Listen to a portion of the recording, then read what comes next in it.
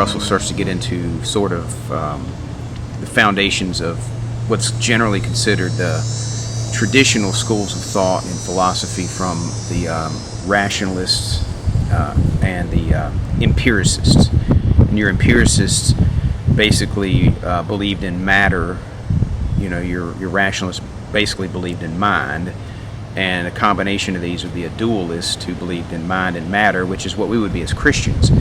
But he sort of is outlining the rudiments of both of these philosophies, these schools of thought. That the empiricists generally rely on induction, that they generalize principles like, if you say all men are mortal, well, that's based on your experience of men and their mortality. And so it's based in probability, that whatever you experience, the more experiences you have of the same type, the more probable you assume it becomes. And empiricists would deny laws of thought, and they would just basically say that these are psychological inferences that you assume because of experience. You abstract some of these ideas, like 2 + 2 = 4, and you say, well, if 2 men and 2 other men make 4 men, and 2 rocks and 2 other rocks make 4 rocks, and 2 bananas and 2 other bananas make 4 bananas, that we get this abstract idea of 2 + 2 = 4, and we just apply it to the rest of experience. But the rationalists would claim that this is not the same type of thought as a generalization, an empirical generalization. Like, all men are mortal. It might be true that there are some men who are immortal. That's not a rational contradiction necessarily.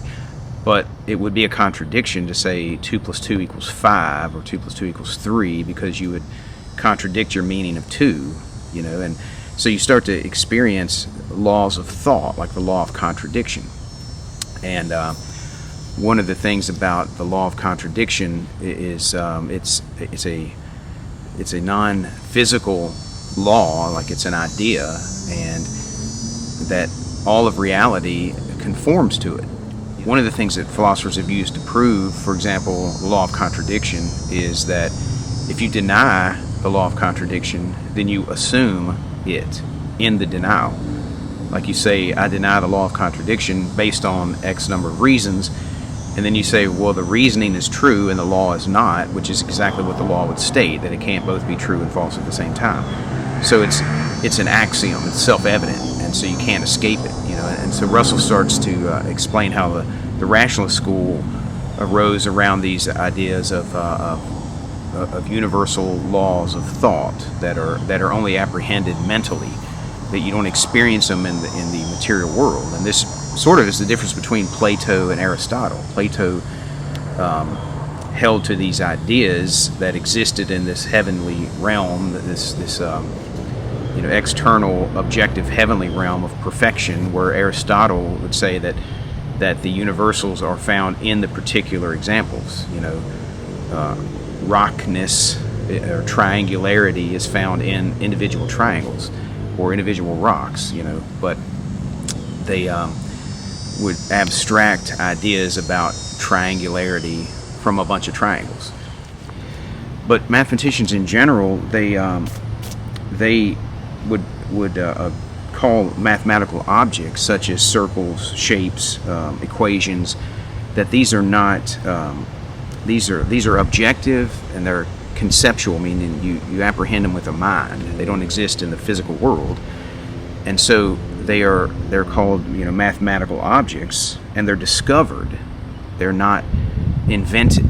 Like traffic laws, for example. Traffic laws are invented. They are conventional. You can drive on the other side of the road, like you can do in other countries, but you don't have different kinds of math. You don't have different types of geometry or trigonometry in other cultures around the world. They use the same culture, the same math culturally and geographically and historically. So how do you account for these universal laws that are abstract, immaterial mental conceptual laws.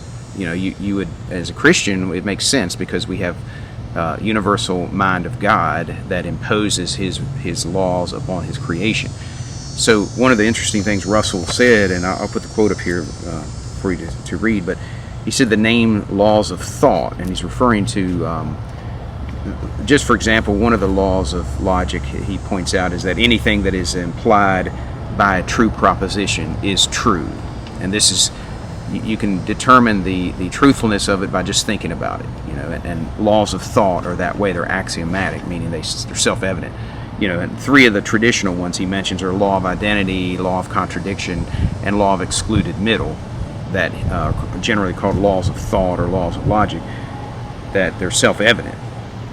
We mentioned the law of contradiction already as axiomatic, and any consciousness that you have presupposes these laws. If you say I exist, well, there's the law of identity, and you deny your non-existence, and so there's the law of contradiction, and you either exist or you don't exist. So to be conscious is to be conscious within, subject to, subordinate with laws of logic.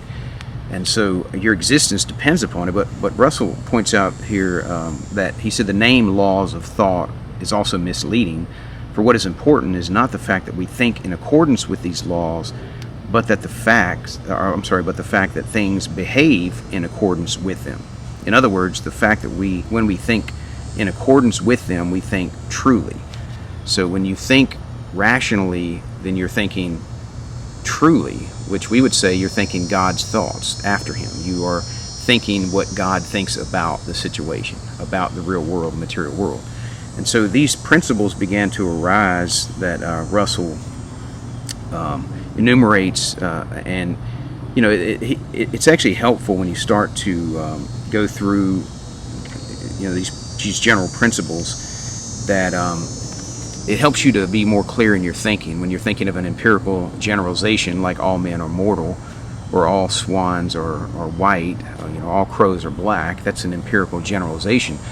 But two swans and two other swans are four swans, that's a deductive certainty.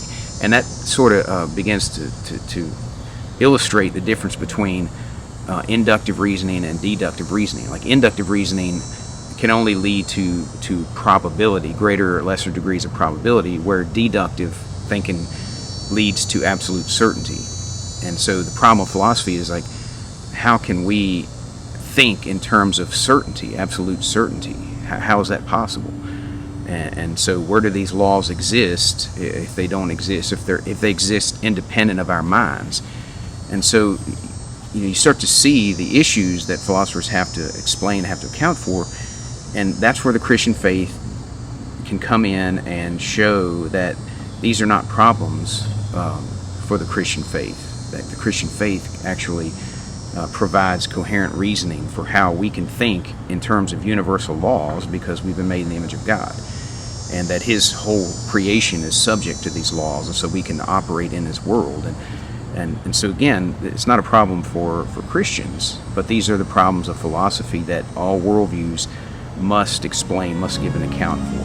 So take that into consideration and really review those things and help you to think more clearly in your own mind.